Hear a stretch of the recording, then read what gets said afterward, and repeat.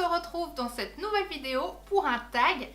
J'ai été taguée par Nicole Tonnel de la chaîne Nicole Tonnel. Je vous mets un lien ici. Et elle tient aussi le blog Bel et bien dans votre peau. Et la particularité de Nicole, c'est qu'elle a 65 ans. Oui, 65 ans. Et je trouve que sur YouTube, c'est génial et il devrait y en avoir plus.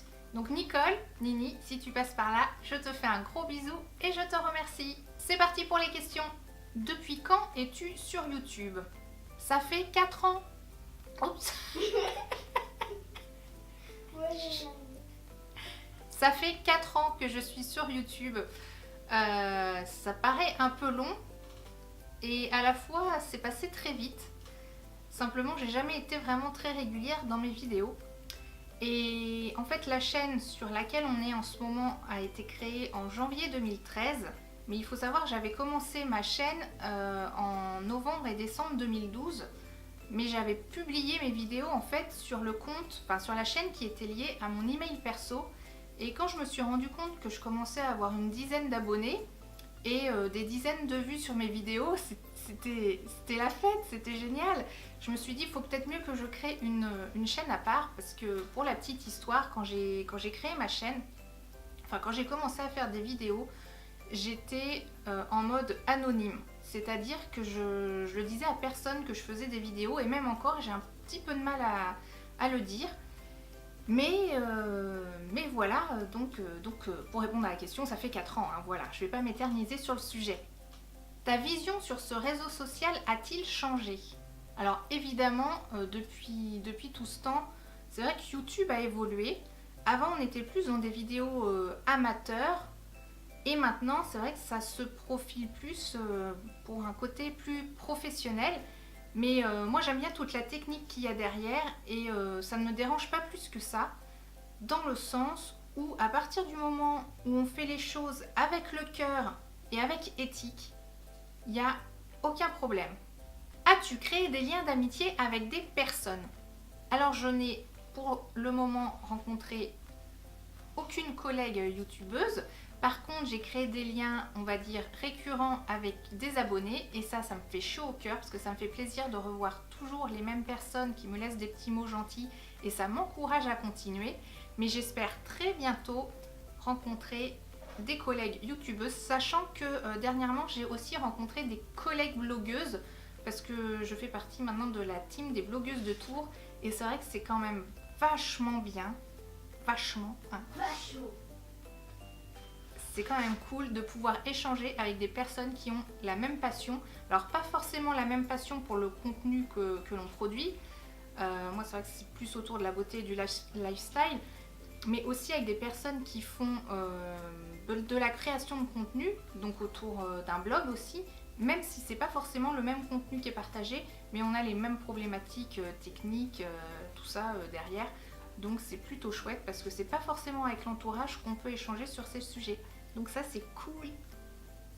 Est-ce que YouTube t'a fait acheter des produits plus qu'il n'en faut? Ouais, Ouais, carrément. Alors carrément, énormément, beaucoup, pas forcément. Mais oui, j'ai acheté des choses parce que YouTube quoi, forcément. Entre les tentations des autres youtubeuses et des choses que j'avais envie de tester pour vous le partager, oui, la réponse est oui, OUI. Que penses-tu des polémiques sur YouTube? Ah, c'est un vaste débat, les polémiques sur YouTube. En fait, je m'en fiche. C'est-à-dire que je ne rentre pas, je ne prends jamais parti pour les polémiques. Donc je peux regarder ce qui se passe, mais je ne juge pas, je ne juge personne. Et si polémique il y a, il y aura toujours des gens pour cancaner ou répandre la mauvaise parole, prêcher le pour, le contre. Mais c'est vraiment pas dans ma philosophie de vie d'alimenter ce genre de trucs. Donc faut pas compter sur moi. Que penses-tu des pouces rouges? Ah, les pouces rouges. En fait, ça me fait ni chaud ni froid. Parce que les pouces rouges, alors si vous qui regardez cette vidéo mettez des pouces rouges pour espérer faire du mal à la personne à qui vous le mettez, le blesser, la blesser quelque part, Et ben pour ma part, ça ne sert à rien, mais ça va plutôt m'encourager. Parce qu'en fait, les pouces rouges, pour YouTube, je pense derrière, ça a le même principe qu'un pouce bleu, c'est-à-dire que ça crée de l'engagement.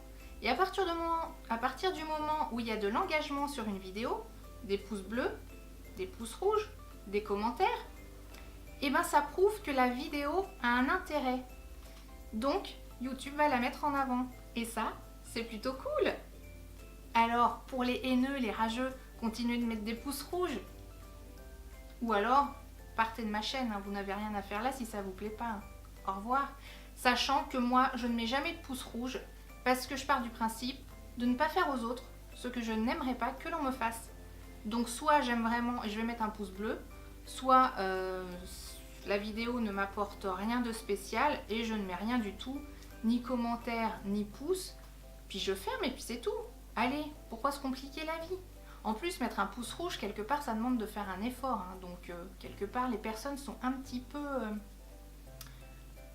maso hein, quand même. Oui, oui. Que penses-tu des vidéos coup de gueule? Les vidéos coup de gueule, c'est quand il y a quelqu'un qui marque coup de gueule dans son titre et puis qui vide un peu son sac parce qu'elle en a marre d'avoir des commentaires de rageux, de haineux. Ça fait un trop plein d'émotions négatives et elle a besoin de s'exprimer quoi. Parce que c'est bien beau de faire des vidéos toujours où on est tout sourire, où tout va bien dans le meilleur des mondes possible, cuit les petits oiseaux, les bisounours. Faut pas oublier que derrière, nous sommes tous des humains avec un petit cœur qui bat et que derrière l'écran, il y en a qui vont mettre donc les fameux pouces rouges, des commentaires qui peuvent être vraiment très très très désobligeants. Et bah, au bout d'un moment, la personne, la youtubeuse, le youtubeur, n'importe qui, peut avoir besoin de s'exprimer et de s'expliquer. Par contre, le problème, c'est que souvent, ça va être les abonnés qui vont regarder ces vidéos et je pense pas que les abonnés des personnes soient les personnes justement qui lâchent des méchants commentaires ou des pouces rouges. Je pense que souvent, ça doit être des gens de passage qui sont pas contents et puis qui ont de la haine à verser et du coup c'est tout quoi. Donc les vraies personnes à qui sont destinées ce genre de vidéos vont même pas prendre le temps d'écouter. Donc c'est un peu ça le problème. J'espère ne jamais en arriver là, mais peut-être qu'un jour, qui sait, il ne faut jamais dire jamais. Donc pour le moment je n'en ai jamais fait, mais on verra, l'avenir nous le dira. Vive l'amour!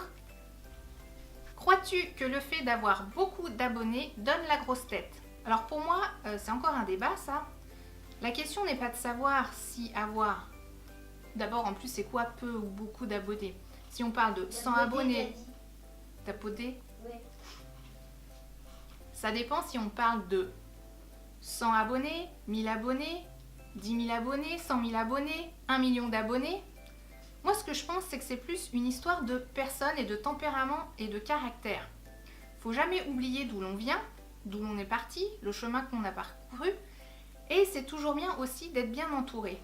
Ce que je pense, c'est qu'une personne qui a 1 million d'abonnés peut très bien garder la tête sur les épaules sans problème.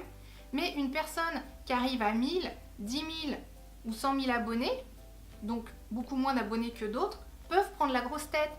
Parce que ces personnes-là, elles ne sont pas... c'est pas une question d'abonnés, mais c'est une question de personnes qui se la pètent tout simplement. Peu importe si c'est une histoire de nombre d'abonnés ou quoi que ce soit.